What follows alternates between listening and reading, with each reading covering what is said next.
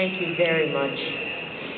This ceremony is known as Commencement.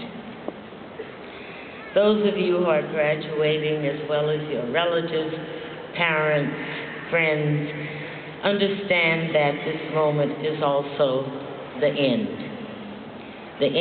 of a definitive college experience. But it's not called termination. To commence is to begin, to start something new, to enter new terrain, to launch a career begun here at Rutgers. Now, I don't intend to dismiss the past in pushing you toward the future. Neither your recent years here nor the chaos of the world my generation has left you. I can't dismiss that. We've left you a world in which the earth itself seems to be literally breaking apart. Weather, dancing to music none of us can hear, distant populations willing to shed red blood rather than power to corrupt dictatorships.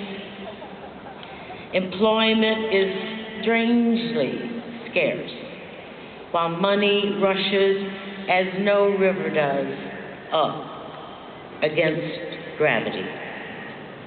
This is a world where political discourse mimics a Punch and Judy show.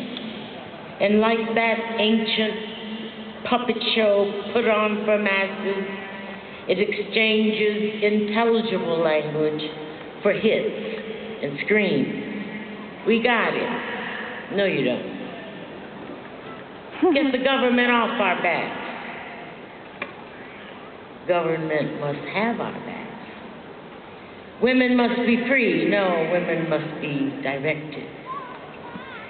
The chaos, as always, is self-contradictory, but we could savor the confusion as the excitement of the new, the postmodern, the liberation of the body and the psyche as opportunities for the accumulation of more knowledge. And we can meet disorder with our own humanity.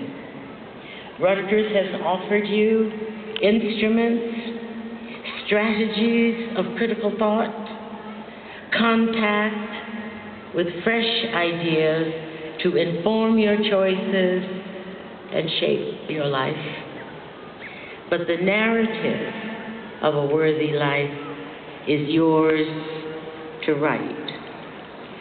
I have often wished that Jefferson had not used that phrase, the pursuit of happiness, as the third right. Although I understand in the first draft was life, liberty, and the pursuit of property. Of course, I would have been one of those properties one has the right to pursue. So I suppose happiness is an ethical improvement over a life devoted to the acquisition of land, acquisition of resources, acquisition of slaves. Still, I would rather he had written life, liberty,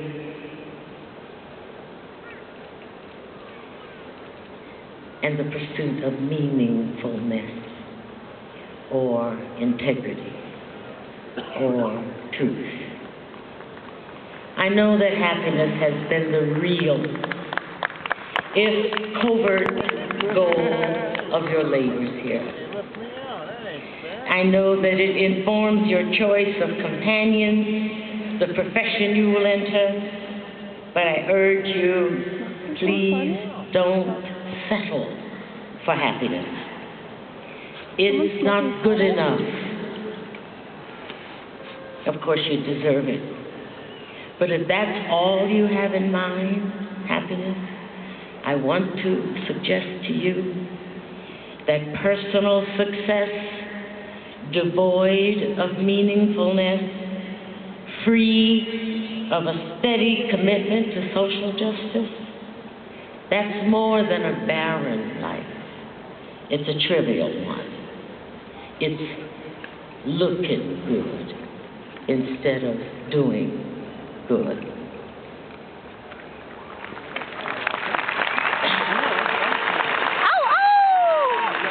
There is serious work, truly serious work for you to do.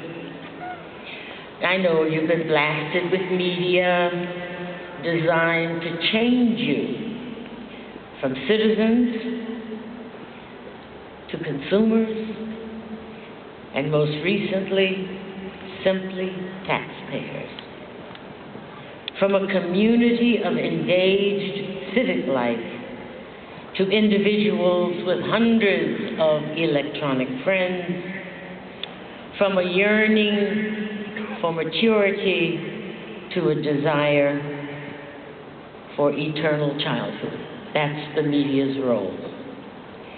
But I tell you, no generation, least of all mine, has a complete grip on the imagination and goals of subsequent generations.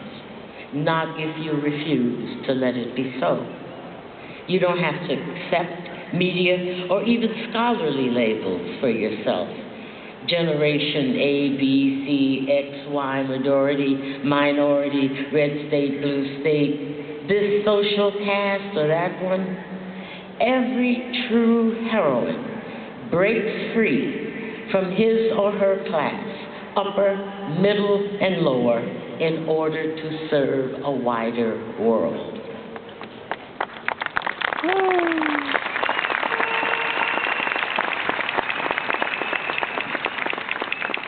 Of course, you're general, and you have to function as a group sometimes. But you are also singular.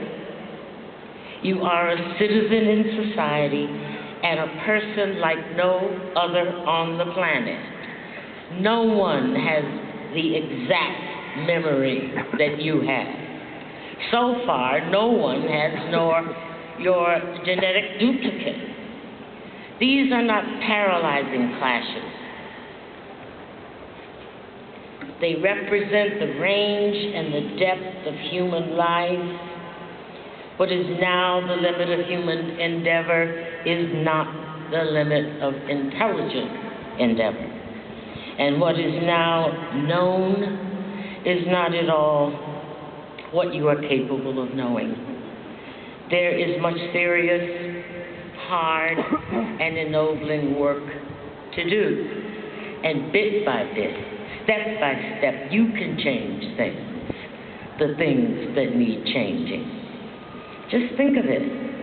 A century from now, it's quite possible that people 100, 200, 300 years from now will be stunned by the things that were taken for granted in 211 America. They might laugh or shake their heads in wonder and dismay at our notions of progress, justice, and the value of work and of life. What? They might exclaim. You mean to tell me that people back then had to borrow money, work several jobs, save in order to pay for their own education? An education that is the wealth of the nation? I don't believe you. I don't believe you. How could a wealthy nation put the financial burden of improving the level of its own citizens in the marketplace? I know they sold water back then, but did they also require them to pay for clean air? Are you telling me that illness incurred huge personal debt, and that companies were so beholden to profit for their own lives that they could no longer afford health benefits for the lives of their employees.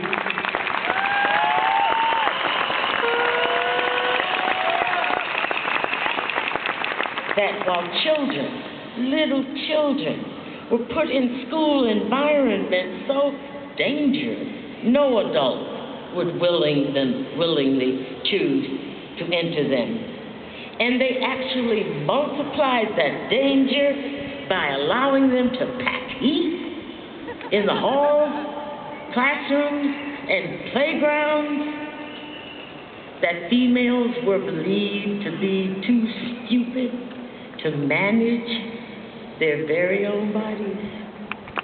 You mean whole families lived in tunnels and cardboard boxes on toxic wasteland, that nations watched dead bodies broken by broken levees lying on lawns and boulevards, providing food for starving dogs.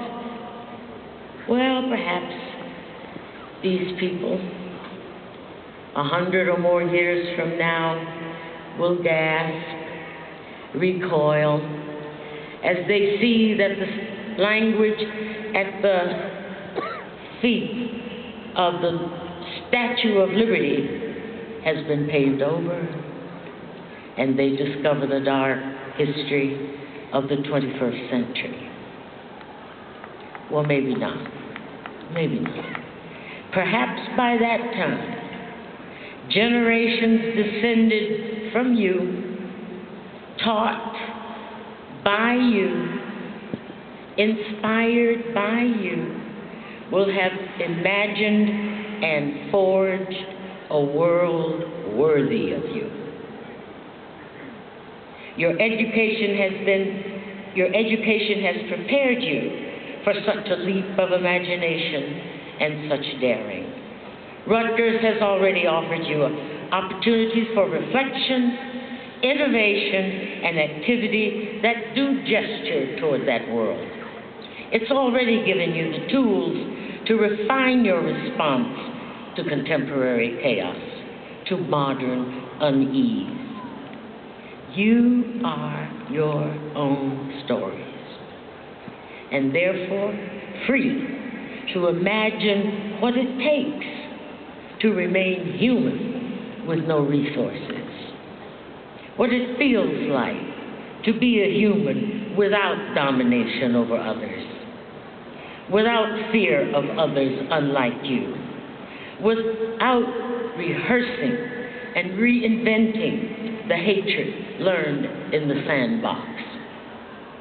Although you don't have complete control of the story of your life, you can still create that story. Although you will never fully know or successfully manipulate all the characters who surface or disrupt your plot, you can respect the ones you can't avoid by paying them close attention and doing them justice. The plot you choose may change or even elude you, but being your own story means you can control the theme.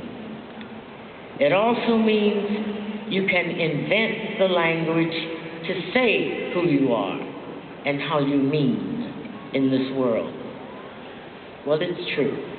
I am myself a storyteller, and therefore an optimist, a firm believer in the ethical bend of the human heart, a believer in the mind's appetite for truth and its disgust with fraud and selfishness. From my point of view, your life is already a miracle of chance, waiting for you to shape its destiny. From my point of view, your life is already artful,